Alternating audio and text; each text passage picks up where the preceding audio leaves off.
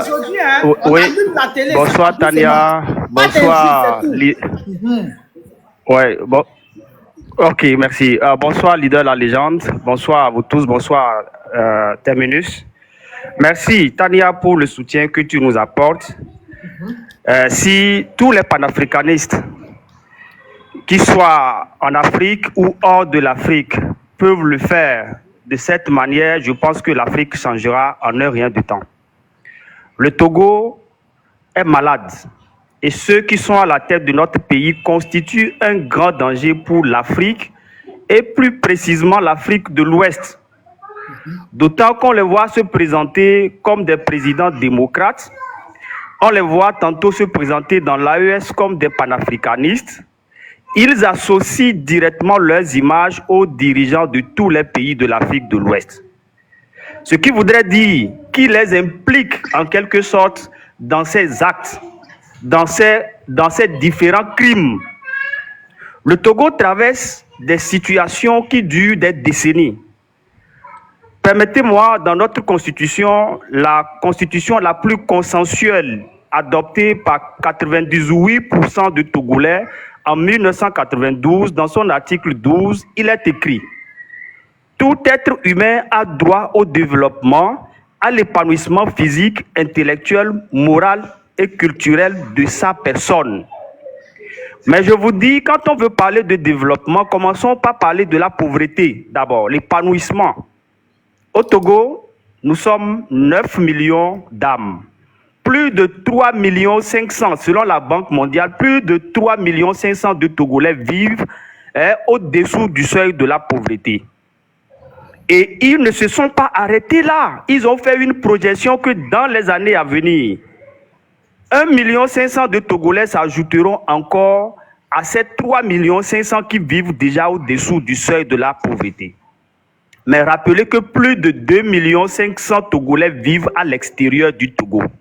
Ils sont soit des exilés économiques parce que la condition, la misère les a poussés à fuir le pays pour se chercher ailleurs, soit ils sont contraints en exil parce qu'ils ont osé, comme Amron, prendre la parole pour dénoncer la mauvaise gouvernance au Togo. Alors, on parle de l'épanouissement physique. Le Togo a ratifié toutes les chartes contre la torture. Mais c'est dans ce pays que vous allez subir toutes sortes de tortures, en commençant même par les tortures morales. Sur les réseaux, il y a des gens qui se présentent chez vous, ici, soit disant qu'ils sont venus pour parler de la cause de notre pays. Nous, les avons surnommés les zozos. Vous avez vu quelque chose hier. Ceux qui ont saboté vos comptes, c'est des activistes du régime. C'est des gens qui traquent ceux qui interviennent sur le net. C'est des gens qui ont eu à piéger l'un de nos frères qui s'appelle Afesio, qui croupit actuellement en prison pour avoir simplement osé écrire un poème dans lequel il a dit « fais ta part ». Pour le seul fait qu'il a utilisé le mot, il a utilisé cette phrase « fais ta part », il est condamné à 20 ans de prison. À l'heure où nous sommes en train de parler, le frère Afesio est juriste de formation et entrepreneur agricole. Comme profession, il est en prison, il est condamné à 20 ans de prison pour avoir osé prendre sa plume pour écrire. Il est en prison présentement. On nous parle de l'épanouissement intellectuel.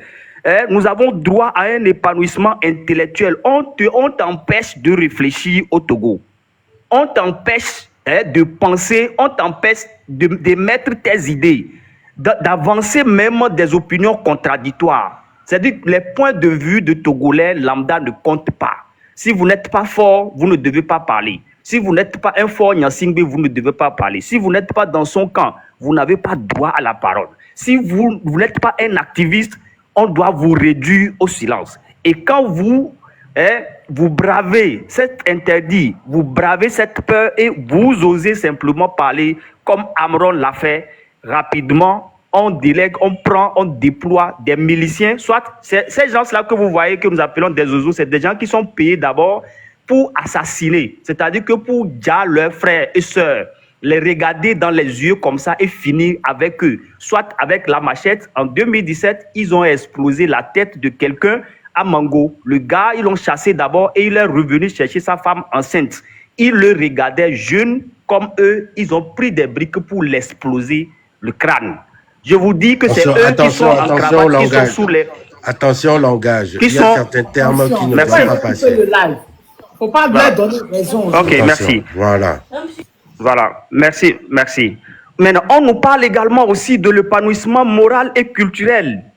Vous le savez très bien, Amron, c'est un rappeur, c'est un artiste de la musique. Quand est-ce que Amron peut prospérer dans un pays où on n'a pas de palais de culture, dans un pays où aucune promotion culturelle n'est organisée, si ce n'est que pour des campagnes, si ce n'est que pour des propagandes pour se maintenir au pouvoir, si ce n'est que pour faire des tournées pour abrutir la jeunesse? C'est-à-dire que distraire les gens pendant que eux, ils sont en train d'avancer dans leur coup d'État constitutionnel ou soit ils sont en train de commettre quelque chose qu'ils ne veulent pas que les gens sachent.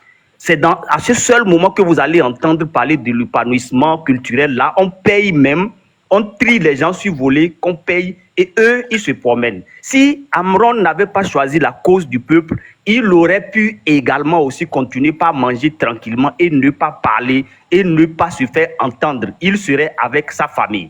Je voudrais interpeller tous les Togolais qui sont ici, qu'ils comprennent que Amron était en train de défendre une cause juste. Une cause de nous tous Togolais et Togolaises, une cause de nous aujourd'hui et de nos enfants demain. Parce que quand nous aurons un Togo meilleur, nous aurons un pays propice pour l'épanouissement, pour le développement, pour l'épanouissement physique, intellectuel et moral et culturel des personnes, de nos enfants, comme la Constitution dans son article 12 nous le concède. Alors, il y a quelque chose qui est très cher pour Amron. Je voudrais lui rappeler ici. Nous devons poursuivre la lutte de Amron. Sa lutte ne doit pas s'éteindre. Qu'on le maintienne en prison ou qu'on le laisse, il ne doit pas, cette lutte ne doit pas s'arrêter. Ses enfants, moins de 10 ans, sont en train de faire sa lutte. Mais nous, Togolais, vieux que nous sommes, nous ne pouvons pas laisser ces enfants seuls continuer la lutte de Amron. Nous devons continuer sa lutte. Quand il était là, il ouvre des lives, nous montons sur le live pour apporter la force. Maintenant, c'est à nous d'ouvrir des lives, parler dans toutes les langues. Il a prévu une manifestation pour le 6 juin 2025 à 6 h pile là.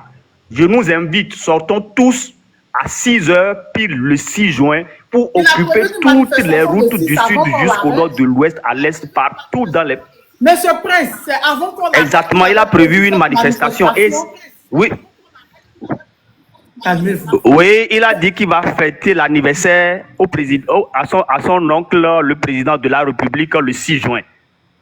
Donc, et il demandait aux Togolais de sortir pour l'aider avec une rose à la main pour célébrer l'anniversaire de Faure Gnassingbé. Il faut qu'on lui fasse cet anniversaire-là. Il faut que son désir voie un accomplissement. On doit continuer sa lutte, soutenir sa lutte et rendre possible son rêve d'offrir cet anniversaire-là à son cousin, son frère du même village. Ils sont même du même village.